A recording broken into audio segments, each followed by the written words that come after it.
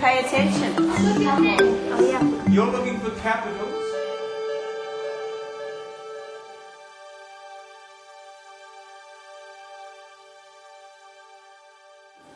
John Bailey's in South Yorkshire, helping teachers refine their classroom skills. He's at the Fulston School near Barnsley, which serves a former mining community. Today, he's working with Nils Markwood. Right, let's get going, please. Come on. Nils runs the alternative curriculum at Key Stage 4. Without the challenge of GCSEs, the class can be hard to motivate. John's sitting in on a programme of individualised learning, which focuses on developing social skills. Yeah. Quarter half, 1, 1 1/4, and this is your finishing for it. Woo, Kelly. Oh, right, okay. Yes, you've done that on the front title. You're choosing not to work, aren't you? Oh, me? No. Yeah. I'm helping Ryan. No, you're not trying. I'm helping Ryan. No, you're not helping Ryan. You're sitting chatting to Ryan. There's a Okay, difference. no, I'll help Ryan. And how are you going to help him? I'm agreeing with him what to put in that and where to put pictures. Me and Craig aren't racing, yeah? So you're getting away with this today now? Well, put me down, it's not working. No, I'm not putting you down as anything. I don't put you down. But I'm just saying, you're making that choice. That's your decision.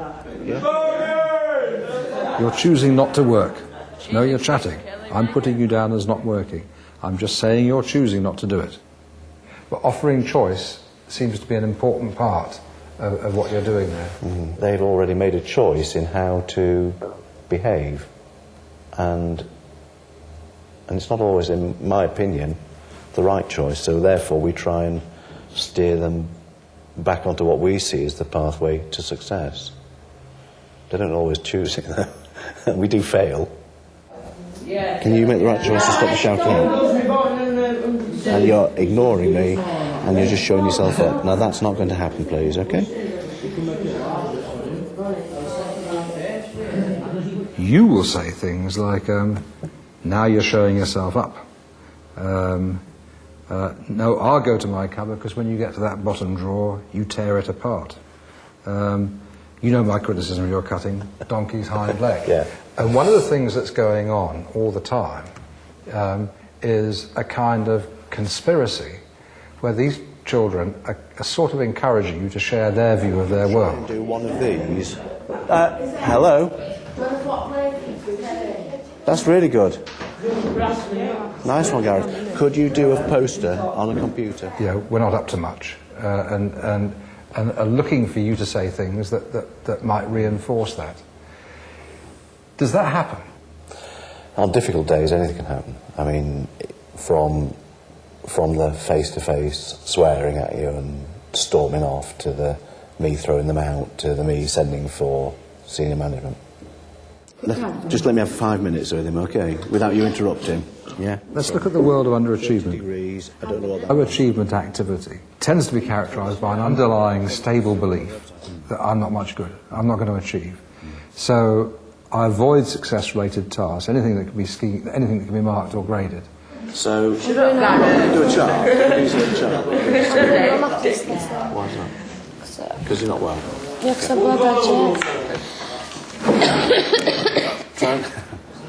It's a good cough, that, Carrie. No, but I'm not lying. You know, sometimes these children are labelled as having low motivation. Gareth, you're eating. Can you get yourself sat down and work, please? An alternative way of looking at a lot of their behaviour is that they're terribly highly motivated to avoid failure. And they'll generate a terrific amount of energy in the classroom in order to do that. Part of the underlying theory here is that if you have a stable attribution of yourself as a failure,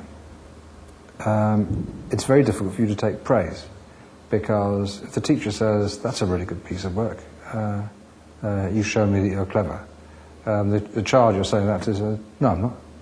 I know I'm not clever, and therefore the adult who's talking to me is lying. And so you get the phenomenon of the child who's relatively resistant to praise. I said she could do the cutting out, but then I'm going to give her those on a disc and show her how to put them on a page herself and label them on the computer instead of... John wants Nils to be less controlling and allow students to set their own targets. And that's going to be your attempt to do it in, however, and you know my criticism of your cutting out. Donkey's hind leg. Yeah? How much work do you do with self-setting targets? We set targets with them. Students come up with their targets, but I do feel that we all the time are the ones that lead that process, rather than the ones that allow them to lead it. We're doing level 2, so it's before and after. So you're setting your target, that's what it was before, that's what you've achieved after. But you label them, you know, whatever it is. So this is the lawn, this is the flower bed with a nice purple shrub, this is a red thing at the front. Whatever you want to label it, it doesn't matter. And then you're going to take them all and stick them onto pages. So that was my criticism of that. So you're going to carry on and do that with before and after and label them. I don't know enough about it to know whether I could lead that. Well, you see, I should go on a course about that. Well, I think it's a piece of cake, or rather, it's just a question of having a bit of courage, because once you've got the idea that the learner needs to know in their own language where they are and where they're going next, 3 things get achieved. One is they've got some personal involvement in it. Secondly, you've got some script for what you're going to talk to them about when you sit down. And thirdly, when they offer challenge, you know, all the time I'm trying to drag you into my view of who I am. You know, I'm Nout. I'm crap. You know, I'm crap, really. Your answer is, no, you're not. Look at this. This is where we are, and this is where we're going next. How long did you finish it this lesson? I doubt it. And also, when we're faced with that negativity, we either get into jollying it along, or we get into snappy stuff, which is kind of human, like, you know, you're letting yourself down, which is true. But, you know, they don't need telling that. They already know it. But what else do you do in that moment? I think what you do in that moment is say, I know, now here's where we are, here's what your plan is, here's how you work on it. It's interesting. Because you would fail as many times as you would succeed with a group like this, though. I'm not going to buy that, because I think children who have difficulty with achievement like it more, they like it disproportionately more, than children whose achievement is high, because you're taking them seriously. John's come across another teacher who he feels could give Nils an insight into the benefits of self-assessment and personalised target setting. Let's have a competition between Jenny and Lou, right? So this what Sharon Fountain is training her Year 8 class to recognise and work towards their own targets in French. The Key Stage 3 target, if you look at the back of the lesson plan I've given you, that's got details of the school data I've got on these kids. Reading ages and spelling ages, Key Stage 2 information, mid-year scores, and then the various predictions we get from either mid-year or based on Key Stage 2 or Fisher Family Trust. And based on that, I've looked across and worked out what appears to be a reasonable target for Year 8 and what I call a target with challenge. In other words, what we could achieve if we were really having a good day and a good topic. Yeah. So the information I've transferred to the kids' files is those last the last 3 columns, the report they got at the end of Year 7, the target for Year 8, the target with challenge for Year 8, and just to show where you're going after that, what would be an acceptable target for Year 9. Where's that? You read it. What's your target for Year 8? 2C. You see it? Got it now? Right, Ben. You just got level 1 because you did level 1 phrase. What level did you get, Adam? No. Level 1. What we're going on to today then is the first activity will be an OHT version of the 6 phrases with the pictures. Put them on top of each other. Yes, you can put them on top of each other, but you've got to not turn them over, you've got to read them backwards, you've got to mix them all up, match them all together, you've got to beat 45 seconds. On your marks, get set, go. There you go. He's had 10 seconds. Then from that, I'm going into projecting just the phrases without the images, and I'm going to ask them to tell me what the missing word is, and could somebody come and write it. Well done. That's it, give it time to come back to you. I can give you level 2 for that. Just look back how close you were. Oh, yeah. One letter wrong. It should have been L-E-V-E, but right, that's a level 2. Well done. You can have a look if you want to go for level 1, that's okay. Oh. They copy it's level 1. If they're doing that looking, it's level 2. So it's breaking down the levels for them as to how easy a level 2 is to get in languages. And you can observe that. Right, well done, Jenny. It's so close, that's a level 2. The next one is I've got these phrases again, but this time I've got the phrases all mixed up. Okay. So it says je rentre à la maison, but they've got to pick them out and get them in the right order. Who can come and make that read something sensible in French? And well, if you can do that, that's actually level 3 reading. That's language manipulation. Right, one more. See if you were right. Very, very close. Fantastic. And then, oh, that was just level 2 you did. This is the way I approach it. It's we do it, and then I tell them what it is afterwards. And they like it when you say level? They've got the levels written there, they know, and they like to make progress. They like to succeed. Yeah, as everybody does. Say. What level do you think Mark got? Level 3.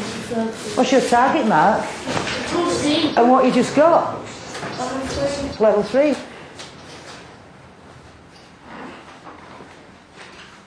So, yeah, what we saw yesterday with Sharon was absolutely classic stuff. Children getting a grasp of their levels and then being coaxed towards them. And of course she had a lot of other things up her sleeve, didn't she, all that interactive stuff. But it's far from rocket science.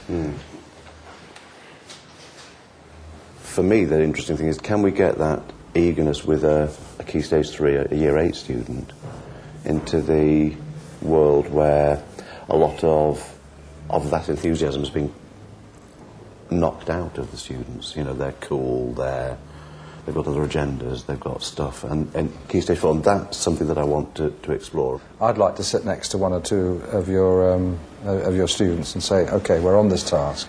Tell me what the task is, tell me how you'll know when it's finished, and tell me what the next steps are. And see if they gave me that you've dropped out of a tree look, or if they were able to say it. You do that. Can you do that? Are you happy to do that? Because they'll be happy for you to sit with them. OK, and I'd be happy for you to do it too, and then we can compare notes at the end. Yeah. So what do you want to ask? Say it again. What do you do next? What is this task? How will you know when you finish the task? What will you be able to do when you finished it? Where are you now? And what are the next steps you need to take? If you were to do that, while working together, who would you choose? Reese. Probably Nicholas. I noticed you engaging a couple of boys. Were you doing anything different? I was trying to.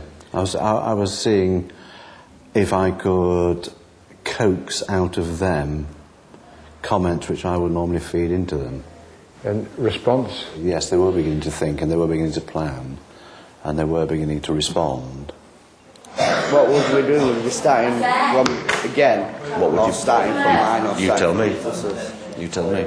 Well, we're starting from the beginning and we'll write it up what we're going to do then. I was aware of how long I was sitting with them, and That's why we need a structure, because you're not going to be able to create that out of conversational thin air. without the spelling mistakes and stuff. Just the one to show that you could do all three, because I think they're lovely. Can't spell. It certainly made us think.